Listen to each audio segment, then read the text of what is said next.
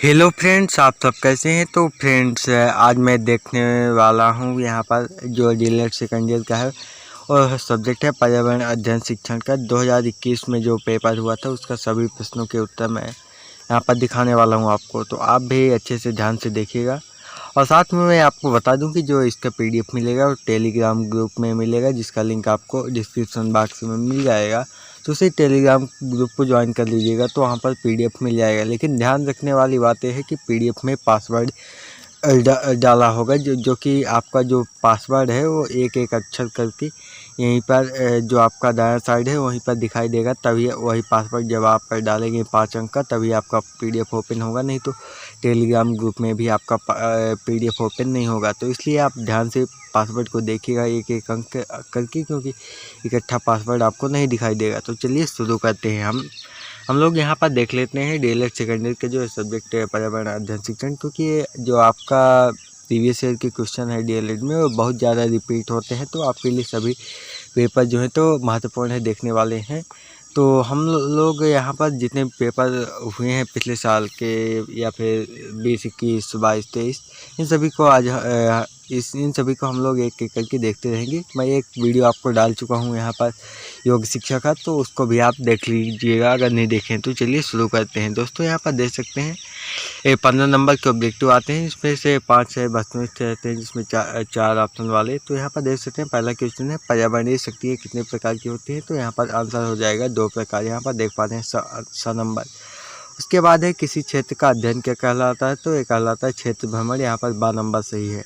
उसके बाद है एक उत्तम मानचित्र का महत्वपूर्ण घटक है। तो यहाँ पर हो जाएगा उपर्युक्त सभी, क्योंकि यहाँ पर शीर्षक, मापांक, निर्देशक तीनों ही महत्वपूर्ण होते हैं मानचित्र के लिए। अब यहाँ पर देख लेते हैं हीलर द्वारा प्रस्तुत मुख्य मापदंड क्या है। तो यहाँ पर हो जाएगा वैधता, उपयोगिता, अभिगम योग्यता, छात्रों की आवश्यकताएं। तो इसका सही उत्तर हो जाएगा उपयोगिता। ठीक। उसके बाद है पाठ्य योजना की पंचपदी प्रगति है, पंचपदी प्रणाली है, यहाँ पर प्रणाली होगा, प्रगति लिखा है। तो इसका सही उत्तर हो जाएगा हर्बर्ट, यहाँ पर 7 नंबर हर्बर्ट सही उत्तर हो जाएगा। उसके बाद देख लेते हैं रिक्त स्थान के 5 क्वेश्चन। यहाँ पर है पृथ्वी के पानी से घिरे हुए क्षेत्र को क्या कहते हैं। तो महाद्वीप कहते हैं। ठीक। और यहाँ पर पर्यावरणीय अध्ययन में शिक्षक का व्यावसायिक गुण। तो यहाँ पर आप कई सारे व्यावसायिक गुण हो सकते हैं, जैसे कि उसको शिक्षण विधियों का ज्ञान होना चाहिए या फिर पाठ्य योजना बनाना आना चाहिए। यहाँ पर योग्यता लिखा है वो भी ठीक है। तो आप अपने हिसाब से इसमें कई सारे आंसर हो सकते हैं, ऐसा नहीं कि इसका एक ही आंसर होगा, इसलिए यहाँ पर योग्यता लिखा है। ठीक। यहाँ पर दृश्य श्रव्य सामग्री है। तो दृश्य श्रव्य जो दिखाई भी दे और आँख से जो कान से सुनाई भी दे, जैसे कि आप हमारी मोबाइल हो गई है, कोई वीडियो है, टीवी है। तो इसी तरह से आप लिख सकते हैं, यहाँ पर टीवी टेलीविज़न लिखा है। ठीक। राष्ट्रीय शिक्षा नीति सन 1986 में लागू की गई थी और एक नई शिक्षा नीति अभी आई है 2020 में। तो यहाँ पर दैनिक पाठ्य योजना का अन्य नाम शिक्षण योजना, यहाँ पर सही हो जाएगा शिक्षण योजना। जो थोड़ा मोटा अक्षर से है वही खाली स्थान की जगह पर आएगा। ठीक। अब देख लेते हैं एक वाक्य में जो उत्तर है उनका।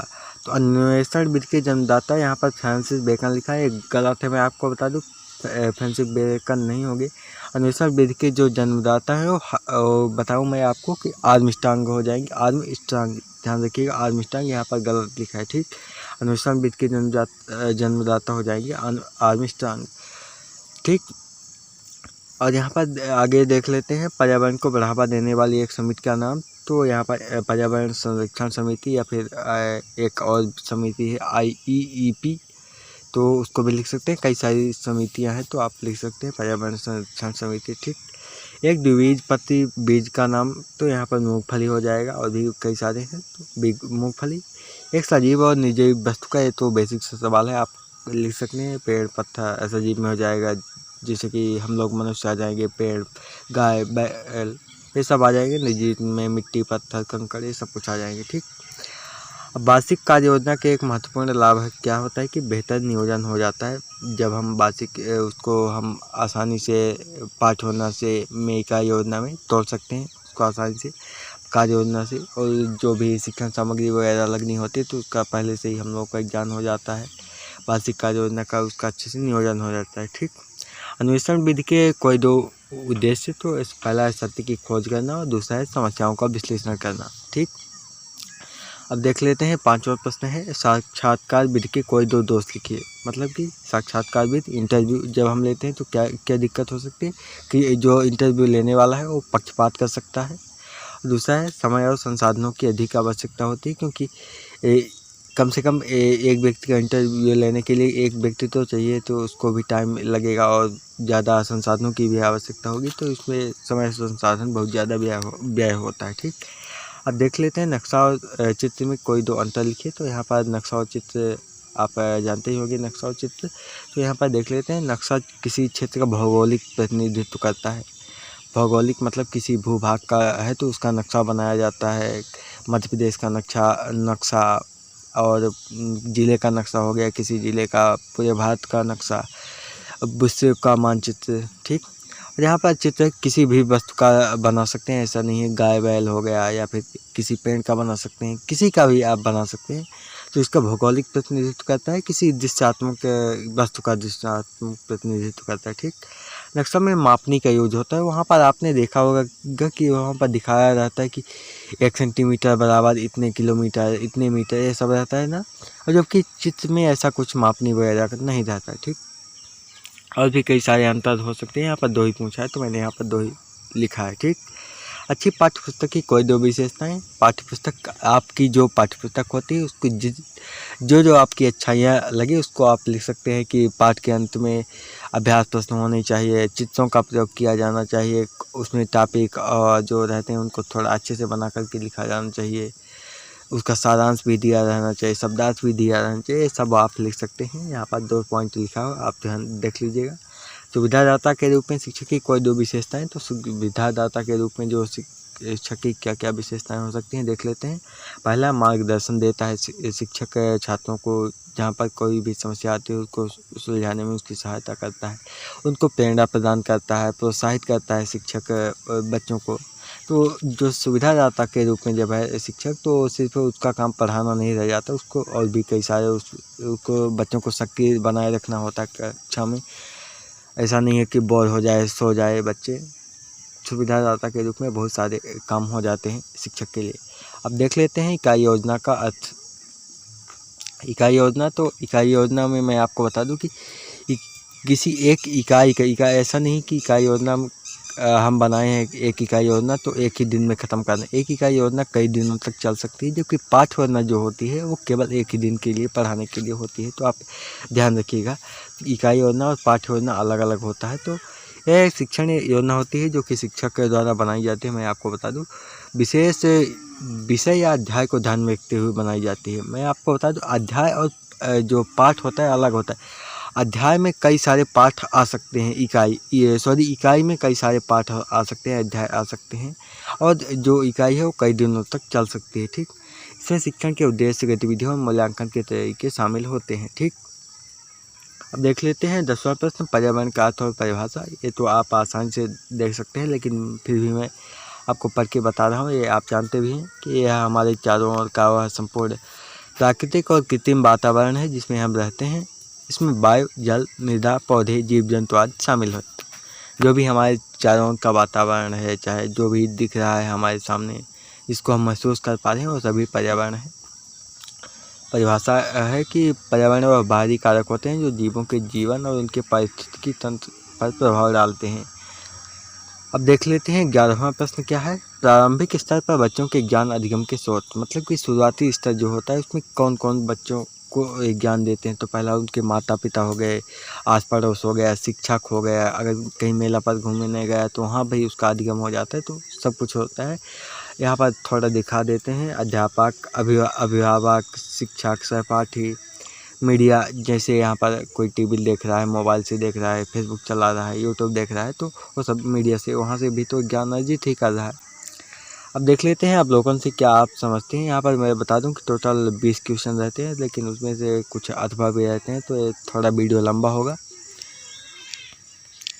अब देख लेते हैं अवलोकन से आप क्या समझते हैं, इसके बारे में लिखिए। तो अवलोकन मतलब कि निरीक्षण करना, किसी भी चीज़ को ध्यान से देखना, देखने से मतलब सिर्फ ऐसा नहीं कि आप ध्यान नहीं दे रहे हैं, ध्यान आपका कहीं दूसरी जगह है लगा है और आपका सिर्फ उस तरफ आंखें मुड़ी है, तो ऐसा नहीं है। ध्यान मतलब कि उसको निरीक्षण कर रहे हैं वहाँ पर क्या क्या काम हो रहा है, कैसे हो रहा है। ठीक, अवलोकन एक ऐसा प्रक्रिया है जिसमें किसी वस्तु, घटना या व्यवहार को ध्यानपूर्वक देखा और समझा जाता है। ध्यान दीजिएगा यहाँ पर, ध्यानपूर्वक, ये बहुत ही महत्वपूर्ण है। ध्यानपूर्वक नहीं होगा तो अवलोकन की कैटेगरी में नहीं आएगा। यह प्रक्रिया वैज्ञानिक अनुसंधान, शिक्षण और कई अन्य क्षेत्रों में महत्वपूर्ण है। ठीक, अवलोकन के लाभ क्या क्या होते हैं, तो सबसे पहला सटीक जानकारी प्राप्त होती है, जो भी अवलोकन करता होता है उसको, और व्यवहार का विश्लेषण कर पाता है जो अवलोकन करता, निर्णय ले पाता है किसी भी चीज़ के बारे में, जो भी जिसके बारे में भी अवलोकन कर रहा हो, जिस भी चीज़ का अवलोकन कर रहा हो। अनुसंधान में सहायता, यानी किसी भी चीज़ को नई क्रिएटिविटी के लिए वो उपयोग कर सकता है उस अवलोकन का। और अगला देख लेते हैं हम लोग, पूर्वानुमान क्या होता है। पूर्व धन अनुमान, यहाँ पर समझ पाते हैं। पूर्व धन अनुमान मतलब कि किसी भी चीज़ के होने से पहले ही उसका अनुमान लगाना कहलाता है पूर्वानुमान। यहाँ पर देख लेते हैं परिभाषा क्या है। पूर्वानुमान एक ऐसी प्रक्रिया है जिसमें भविष्य की घटनाओं या स्थितियों की भविष्यवाणी की जाती है। यह प्रक्रिया विभिन्न डेटा, रुझान और अनुभवों के आधार पर की जाती है। पूर्वानुमान का उपयोग व्यवसाय, मौसम विज्ञान, वित्त और कई अन्य क्षेत्रों में किया जाता है। पूर्वानुमान के क्या क्या लाभ हो सकते हैं देख लेते हैं। सबसे पहले हम भविष्य की तैयारी कर सकते हैं। अगर कोई आपदा होने वाली हो, उसके लिए तैयारी कर सकते, जैसे कहीं पर सुनामी आने की संभावना हो, वर्षा होने की संभावना हो। इस टाइम पर वर्षा का मौसम है तो आप देखते भी होंगे, पूर्वानुमान भी लगाते होंगे। और यहाँ पर जोखिम कि अगर कहीं पर कोई जोखिम जैसे भूकंप वगैरह आना हो तो उसके लिए पहले से तैयारी की जा सकती है। रणनीति की योजना, नवाचार और विकास किया जा सकता है। ठीक, प्रश्न नंबर 13 को देख लेते हैं। पर्यावरण अध्ययन शिक्षण में योजना बनाने की आवश्यकता क्यों है, हमें क्यों योजना बनानी चाहिए शिक्षण के लिए। सबसे पहले मैं यहाँ पर बता दूं कि संगठित शिक्षण प्रक्रिया मतलब शिक्षण का एक, जब हम योजना बना लेते हैं तो उसका एकदम संगठन बन जाता है कि इस काम को करने के बाद इसको करना है। पहले प्रस्तावना बनानी है, फिर उसका हमें कैसे कैसे पढ़ाना है बच्चों को, सारा प्रक्रिया मन में बैठ जाता है कि हमें क्या क्या करना है। समय का प्रबंधन, ये समय प्रबंधन बहुत ही महत्वपूर्ण होता है, क्योंकि अगर आप योजना नहीं बनाएंगे तो आपका समय का ज्ञान नहीं हो पाएगा कि आप कितने टाइम लगेगा, किस प्रक्रिया को करने में कितना टाइम लगेगा, ये सब कुछ। ठीक, उद्देश्यों की प्राप्ति के लिए आपका योजना का बनाना महत्वपूर्ण होता है। सिर्फ शिक्षण कार्य में ही नहीं, आप कोई भी कार्य कर रहे हों तो उसके लिए भी योजना का बनाना बहुत ही महत्वपूर्ण होता है। विविधता, प्रत्येक बच्चे एक दूसरे से अलग अलग होते हैं तो उनके लिए महत्वपूर्ण होता है जी कि आप बच्चों की विविधता को ध्यान में रखते हुए योजना बनाएं। ठीक, अब चार्ट बनाने के लिए कौन कौन सी वस्तुओं की आवश्यकता होगी। ये 13 OR का मतलब है कि 13 का अथवा का प्रश्न। ठीक, इसको देख लेते हैं। तो दोस्तों यहाँ पर चार्ट बनाने के लिए जब हम कई सारी सामग्रियों का यूज कर सकते हैं, जैसे कि यहाँ पर देख सकते हैं कि मैंने यहाँ पर पहला तो रहेगा चार्ट पेपर, जिसमें भी हम लोग चार्ट बनाएंगे, उस चार्ट पेपर रहेगा, या फिर पोस्टर बोर्ड। उसके बाद पेन पेंसिल आप ले सकते हैं, पेन पेंसिल मार्कर, जो भी स्केच वगैरह जो भी अच्छे से लगे वही ले सकते हैं। फिर रूलर यानी कि स्केल ले सकते हैं, सीधी लाइन खींचने के लिए कैंची, कागज को काटने के लिए गोंद, टेप, प्रिंटेड सामग्री आप ले सकते हैं, या फिर प्रिंटेड सामग्री की जगह आप अलग से खुद से ही बना सकते हैं कोई भी चित्र वगैरह, तो उसको लगा सकते हैं। स्टिकर ले सकते हैं, पेंसिल, इरेजर, ये सब कुछ आप ले सकते हैं, तो उससे चार्ट बहुत अच्छा बनेगा।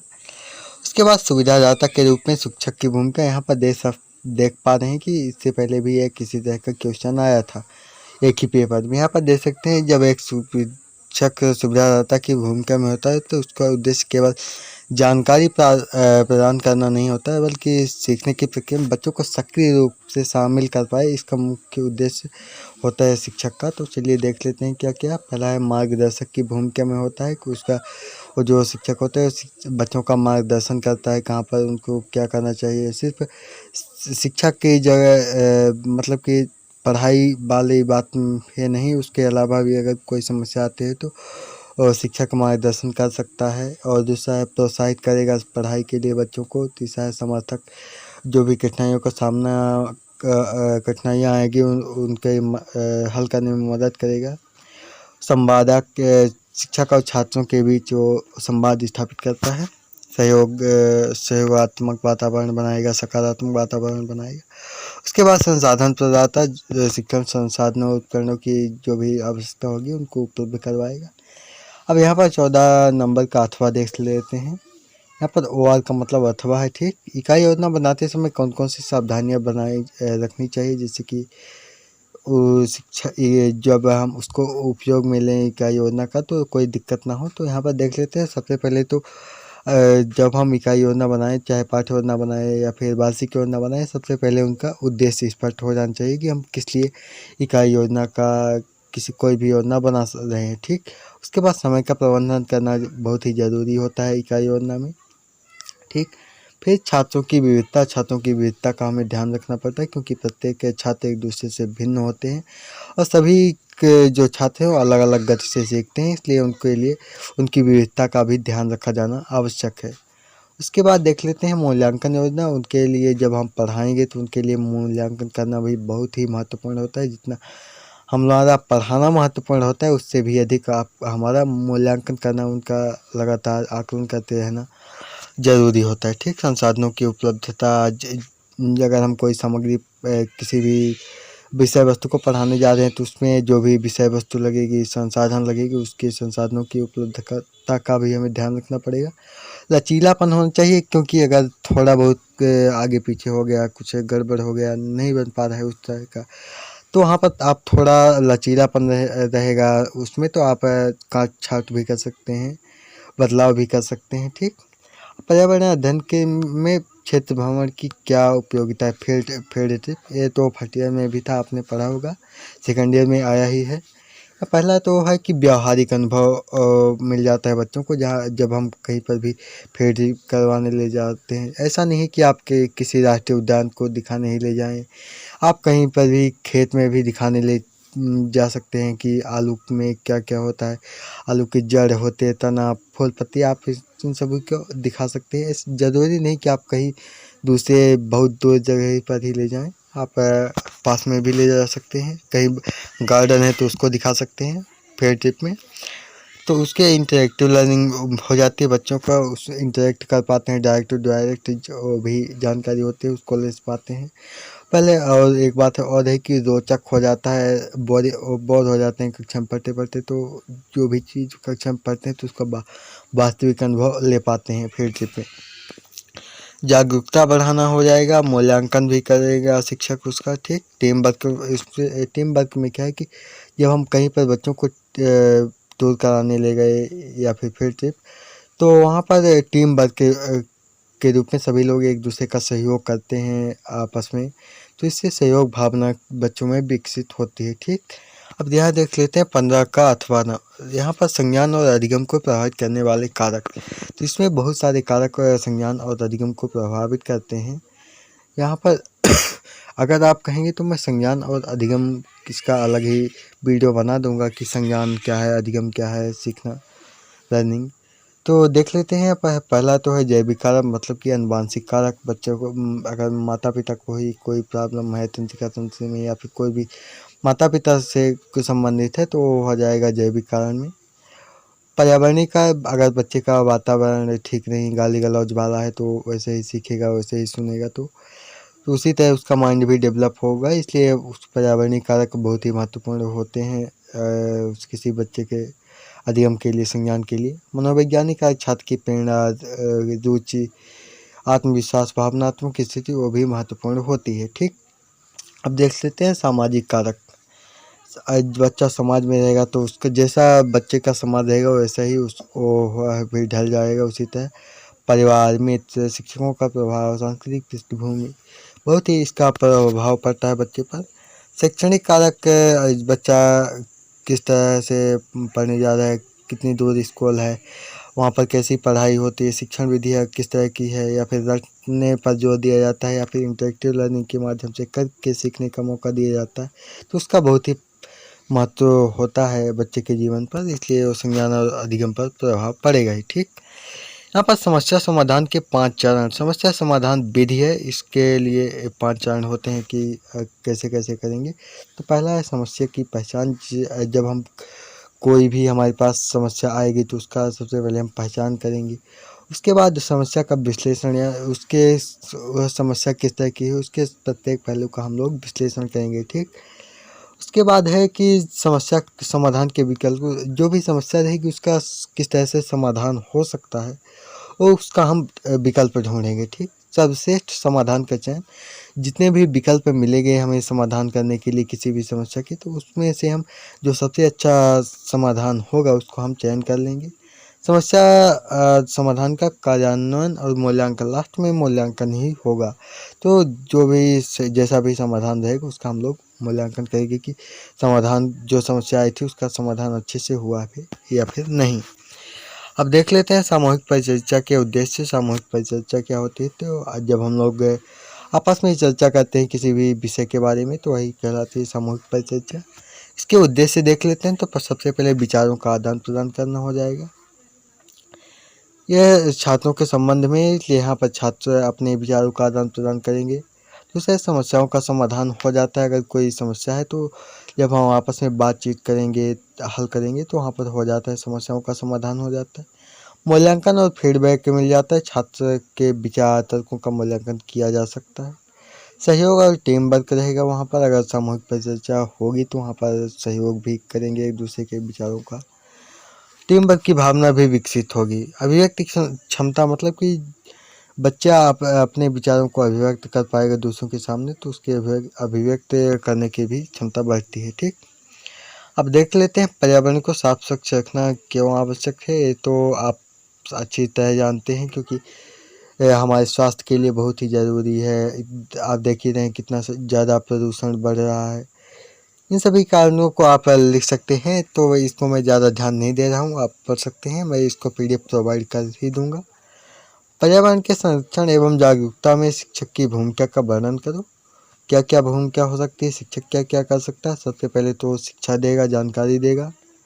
उसके बाद बच्चों को प्रेरणा करेगा। और इससे अच्छा है कि अगर शिक्षक ही खुद मॉडल की तरह काम करे पर्यावरण जागरूकता के लिए, पर्यावरण संरक्षण के लिए, तो वो अधिक प्रभावी रहता है, सक्रियता रहे बच्चे। शिक्षक खुद भी जब भी ऐसे कार्यक्रम हो पर्यावरण से संबंधित तो उसमें सक्रियता दिखाए, उसमें शामिल हो तो वो भी ठीक रहेगा।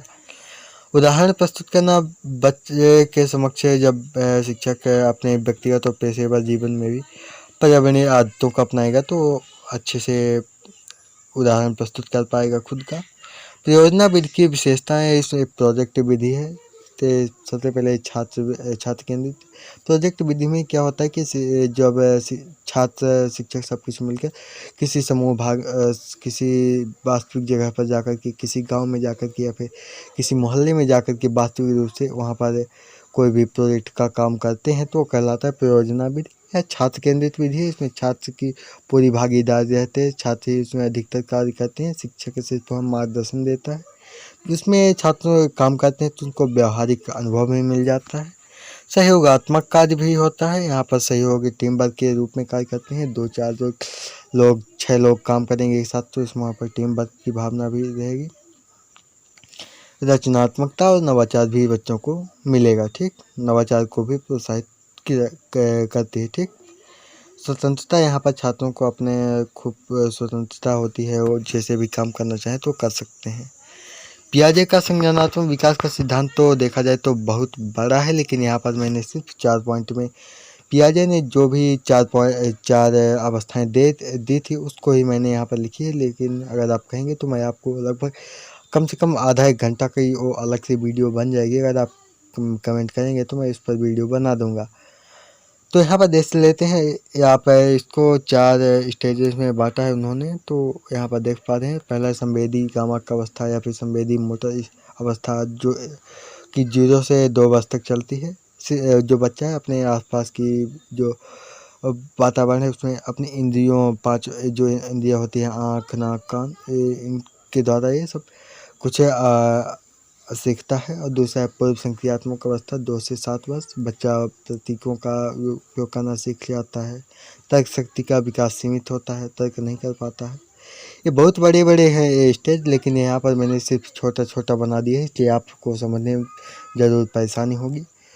तीसरा है संक्रियात्मक अवस्था 7 से 11 वर्ष तक है, और औपचारिक संक्रियात्मक अवस्था 11 से अधिक वर्षों के लिए है। ठीक दोस्तों, यहाँ पर मैं देख लेता हूँ कि जो 19वां प्रश्न है वो क्या है, अध्यापन में चार्ट की उपयोगिता। चार्ट का हम किस तरह से उपयोग कर सकते हैं अध्यापन में। तो यहाँ पर पहला है कि जिससे सहायता हम किसी बच्चों को दिखा करके उसका सहयोग कर सकते हैं, उपयोग कर सकते हैं। याददाश्त में सुधार हो जाता है, हम थोड़ा आराम से जल्दी से रिवाइज कर सकते हैं इसको आसानी से। याददाश्त में सुधार हो सकता है, किसी विशेष सामग्री को हम जल्दी से ही रिवाइज कर सकते हैं। तीसरा है स्पष्टता। इसमें जो भी विषय वस्तु होती है वो अधिक स्पष्ट होती है, संगठित होती है। और रुचि है, रुचि बढ़ेगी इससे। चार्ट का जो उपयोग करेंगे तो आकर्षक रहेगा, अगर अच्छा है रहेगा चार्ट तो इसमें छात्र रुचि भी लेते हैं। उसके बाद है समीक्षा और पुनरावलोकन। हम किसी भी विषय की समीक्षा और पुनरावलोकन कर सकते हैं। फिर है 19 का अथवा है जो दृश्य सभ्य सामग्री को ऑडियो विजुअल एड्स है, जिसे भी आप कह सकते हैं, उसकी क्या क्या उपयोगिता है। पहला है प्रभावी शिक्षण। दूसरा है बहु इंद्रिय अनुभव, समय की बचत हो जाती है, इससे स्मरण शक्ति अच्छी होती है। जब हम बच्चों को दिखा करके पढ़ाते हैं, सुना कर के पढ़ाते हैं तो उससे कक्षा इंटरेक्टिव हो जाती है, कक्षा सक्रिय रहती है, बच्चे इसमें रुचि भी लेते हैं। अगर आपने पढ़ाया होगा, इंटर्नशिप में गए होंगे तो आपने अनुभव ज़रूर किया होगा, बच्चे अभिव्यक्त कर पाते हैं अपने विचारों को। ठीक, यहाँ पर 5 पॉइंट मैंने दिया है, बाकी आप PDF में पढ़ लीजिएगा। मुझे यहाँ पर बहुत ज़्यादा वीडियो लंबा तो नहीं करना है, लेकिन फिर भी वीडियो तो लंबा हो ही चुका है। देख लेते हैं 20वां प्रश्न है, लास्ट प्रश्न है। पाठ योजना की क्या क्या आवश्यकता होती है, उसका महत्व क्या है। तो पहला है संगठित शिक्षण, वही इकाई योजना वाला आप यहाँ पर लिख सकते हैं, कोई दिक्कत नहीं है। एक संगठित शिक्षण हो जाएगा, उद्देश्य की पूर्ति हो जाएगी, समय का अच्छे से प्रबंधन हो जाता है, संसाधनों का सही उपयोग होता है, मूल्यांकन आप कर पाते हैं। पाठ योजना में वो सेम वही चीज़ है, आप बाकी आप अपने से बना कर लिख सकते हैं। पॉइंट मैंने दे दिया है और थोड़ा विस्तार भी कर दिया है। यहाँ पर सतत और व्यापक मूल्यांकन की आवश्यकता महत्व, इसका मैंने PDF आपको नहीं दिया है, इसका मैंने सॉल्यूशन आंसर तो नहीं दिया है। बाकी अगर आप कहेंगे तो मैं इसका भी दे दूँगा। इसका भी बहुत बड़ा नहीं है, CC आपने फर्स्ट ईयर में पढ़ा भी होगा। तो दोस्तों, यही थी जानकारी। मैंने आपको वीडियो आज तक मेरा ये सबसे लंबा वीडियो है। तो चलिए, अगर आप यहाँ तक पहुँच गए हैं तो मैं आपको डायरेक्ट आपको इसका PDF का पासवर्ड भी बता देता हूँ। तो पासवर्ड है इसका 33039 33039। तो इसका यही पासवर्ड है, बाकी एक एक अंक करके मैंने आपको दिखाया भी है, तो उसको भी आपने देख लिया होगा। तो चलिए दोस्तों, यही थी जानकारी। मिलते हैं नेक्स्ट वीडियो में। जय हिंद, जय भारत।